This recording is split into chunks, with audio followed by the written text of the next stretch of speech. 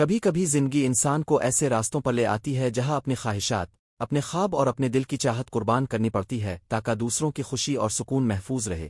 ایسا ہی قصہ تھا علی کا، جو ایک عام سا نوجوان تھا، خواب آنکھوں میں سجائے، محبت بھری زندگی کی امیدوں میں جی رہا تھا، مگر اس کے نصیب میں کچھ اور ہی لکھا تھا۔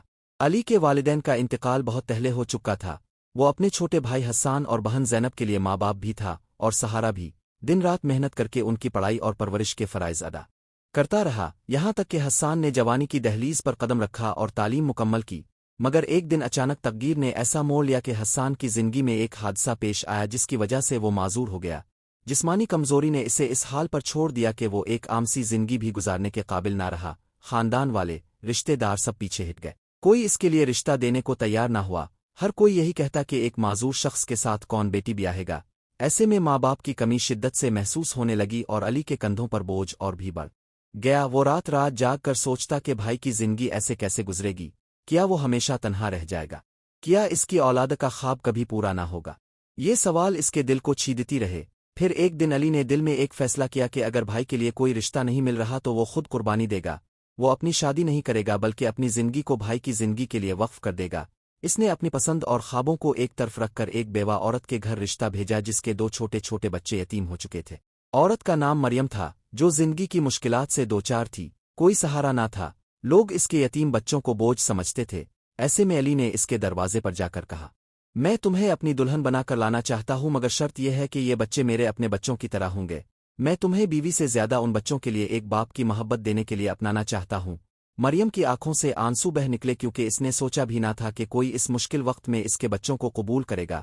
رشتہ طے ہوا اور علی نے شادی کر لی، لیکن اس شادی میں اس کی اپنی خواہشات، اپنی چاہت کہیں دب گئی تھیں۔ اس نے مریم سے کبھی اپنی محبت اپنی خوشی کا تقاضا نہ کیا۔ اس کا مقصد صرف یہ تھا کہ حسان کو سہارا ملے۔ مریم اس کی بھابھی کے طور پر اس گھر میں آئے اور یتیم بچوں کی موجودگی سے حسان کے دل کو یہ احساس ہو کہ اس کے پاس بھی اپنی اولاد ہے۔ وقت گزرتا گیا، بچے علی کو ابو کہنے لگے، وہ ان کے ساتھ کھیلتا، ان کے لیے محنت کرتا، ان کی تعلیم و تربیت ایسے کرتا جیسے اپنی زندگی کی سب سے بڑی کامیابی یہ ہو۔ لوگ حیران رہ جاتے کہ ایک نوجوان اپنی جوانی کی خوشیوں کو قربان کر کے دوسروں کے بچوں کے لیے جیتا ہے، مگر علی کے دل کو سکون یہی تھا کہ اس کے بھائی کی تنہائی کم ہو گئی۔ حسان جب بچوں کو کھیلتا دیکھتا تو اس کے لبوں پر مسکراہٹ آ جاتی اور علی کا دل سکون سے بھر جاتا، حالانکہ اندر ہی اندر وہ اپنی محرومی کا زہر پی رہا تھا۔